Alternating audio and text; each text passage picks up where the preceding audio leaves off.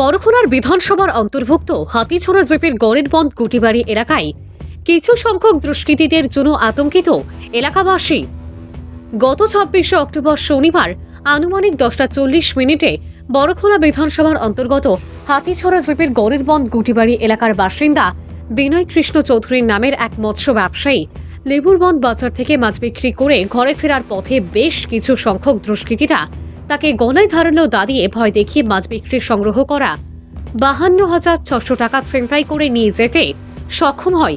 সেদিন মাছ বিক্রেতা বিনয় কৃষ্ণ চৌধুরী ঘরে পৌঁছে বাড়ির সবাইকে জানান এবং ঘটনাটি শুনে সবাই বিষয়টি জানতে রাত্রি আনুমানিক ১টার সময় মালুকরাম থানায় গিয়ে একটি এজাহার দায়ের করেন।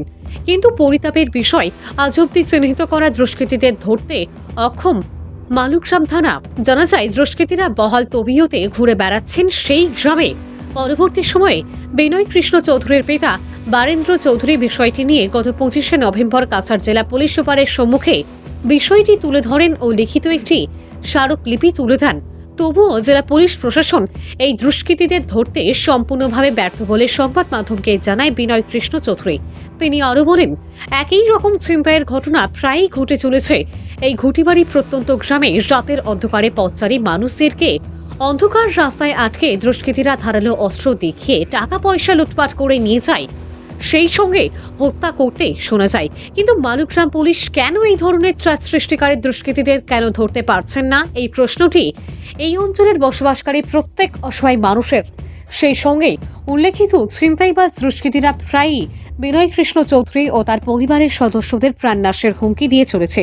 তাই অতি সত্বর এই চিহ্নিত করা ছিনতাইবাজ সুরেন্দ্র দাস, মনোরঞ্জন দাস, সতীশ দাস, প্রাণকুমার দাস সহ আরও অন্যান্য সহযোগী দুষ্কৃতীদের পুলিশ পাকড়াও করে আইনগতভাবে কঠিন শাস্তির অনুরোধ জানান জেলা প্রশাসনের কাছে অসহায় বিনয় কৃষ্ণ চৌধুরী, পিতা বারেন্দ্র চৌধুরী, বৌচেন্দ্র চৌধুরী, বিশ্বজিৎ চৌধুরী, মন্টু মালাকার, রথীন্দ্র দাস, শ্রীকৃষ্ণ দাস, জয়মণি দাস সহ আরও অন্যান্যরা। নমস্কার, আমার নাম বিনয় কৃষ্ণ চৌধুরী। আমি সকালে মাছের দোকানদারি করি দুর্গাবাড়ি, আর বিকালে কালেকশন করিয়া আমি আয়া সুরঙ্গির বাজারও দোকানদারি করি।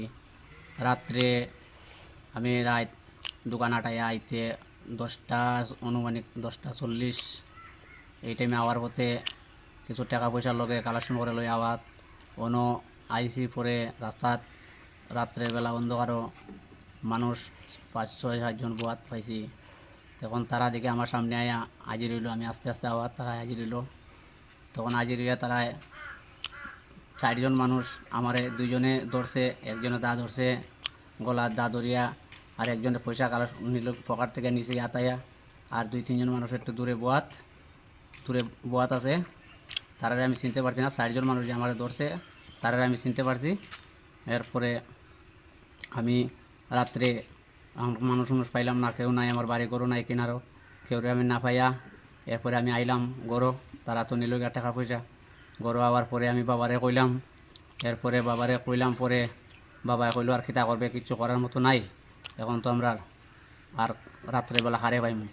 তখন আমি বুদ্ধি করলাম যে আমরা বিটিভির সেক্রেটারিরে আনি, রাত্রেবেলা আনিয়া একটু বুঝাবুঝি করি।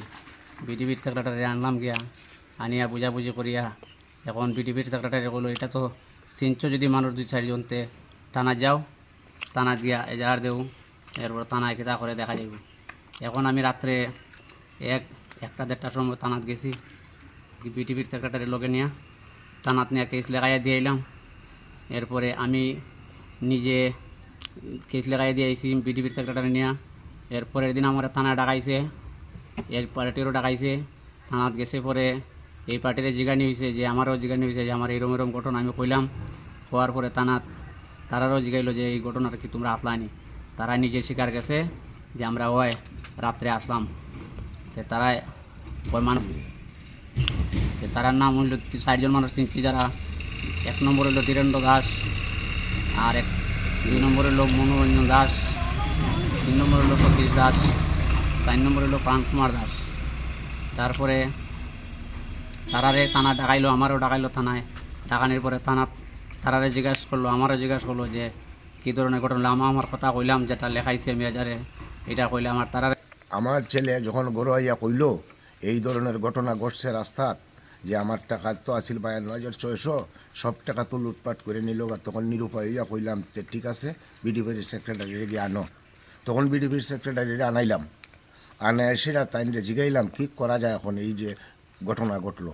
তাই কইল যে চলো থানাত গিয়া এজাহার একটা দিয়াও। তখন আমরা রাত প্রায় 1:30 বাজে তখন আমি গেছি থানাত আমার ছেলেরে নিয়া, আর বিডিপি সেক্রেটারিরা সঙ্গে নিয়ে মমতা শুক্লবৈদ্য। যাওয়ার পরে থানাত এজাহার দিলাম। পরের দিন ডাকাইলো আমরা রে, ডাকানির পরে গেলাম। যাওয়ার পরে তারাও স্বীকার করছে এখানে আসিল, মানে আসামি যে চিহ্নিত করছে আমার ছেলে 4 জন। ধীরেন্দ্র দাস 1 নম্বরে, 2 নম্বরে মনোরঞ্জন দাস, 3 নম্বরে এই সতীশ দাস, 4 নম্বরে গিয়ে হইল প্রাণকুমার দাস। এই 4 জন মানুষ আমার ছেলে চিনতে পারছে। এরপরে আমি এজাহার লিখিয়া আমি থানাত দিয়েছি। দেওয়ার পরে আজ পর্যন্ত থানায় কিচ্ছু করে নাই। এখন আমরা কী করবো, কিচ্ছু করার মতো নাই। থানায় করমু আর কিচ্ছু করে না। তখন আমি কইলাম যে এই ধরনের ঘটনা যখন ঘটলো, কিচ্ছু হয় না, থানায়ও কিচ্ছু করে না, তখন আমি গেলাম পুলিশ সুপারের কাছে। যাওয়ার পরে এসপি সাহেবরে গিয়ে আমি পাইছি না। আমি হয়তো রিসিভ করিয়া দিয়ে আইসি কপি দিয়ে, সেটা আমি রিসিভ কপি আনছি। আনার পরে তাইনও কোনো, আর আজকে 25/11 দিছি, আজ পর্যন্ত কোনো যাত্রার কোনো অ্যাকশন আমি পাইছি না। এখন কী করা যায়? এখন আসামিগুলা এই রাস্তায় দেওয়া যায়, আমরা বাড়ির কিনারে যাওয়ার পরে তারা হুমকি দেয় যে টানাও কিনে লেছি পয়সা দিয়া, কিতা করবে? 70,000 দিছি তো কিতা হইল? আর মাছও খাওয়াইছি, আমরা মুরুগও দিছি, আর তো কোনো ব্যাপারই নাই। টানায় আমরা আর ধরতো না, তোরা এখন ঠিক করতাম, তোরা দেখতাম তোরা কিতাব করস। এই ধরনের বাসা দিয়া রাস্তায় আমার ঘরের কিনারে রাস্তাটা, এই গুটিবাড়ি ঢুকার এই রাস্তার মাঝে এই ধরনের গল্প তারা 2 জনে করিয়া যায়।